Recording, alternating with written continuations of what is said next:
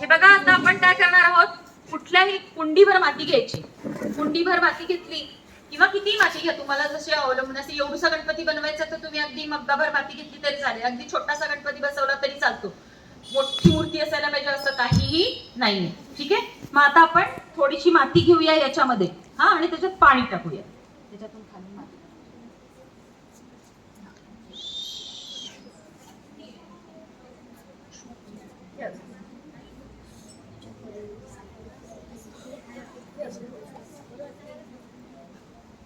ओली माती आहे असं तुम्ही म्हटलं नाही, म्हणजे म्हणाल की बाहेर आता सगळा चिखल आहे, चिखल घेतला तरी चालेल. किंवा तुम्ही काय करायचं, सरळ एखाद्या नर्सरीत जायचं आणि एखादं गुलाबाचं रोप वगैरे घेऊन यायचं.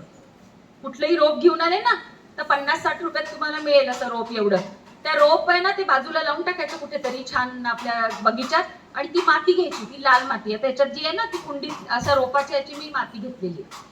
आणि मी साध्या याची सुद्धा मूर्ती बनवलेली आहे. म्हणजे प्रयोग सगळेच झालेले आहेत. मोठा जर मूर्ती असेल, मोठी मूर्ती करायची असेल आणि तुम्हाला खूपच मजबूती हवी असं वाटत असेल तर काय करायचं, कडुलिंबाची पानं घ्यायची, अशोकाची पानं घ्यायची आणि ती पानं अशी चटणीसारखी वाटून काढायची आणि त्याला काय करायचं, फडक्यात घेऊन असं पिळायचं.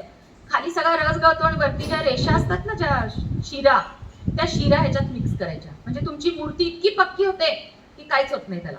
तर मोठी करायची असेल तर एवढी, आणि एवढी करायची असेल तर अशा पद्धतीने केली तरी हरकत नाही. आता याच्यामध्ये पाणी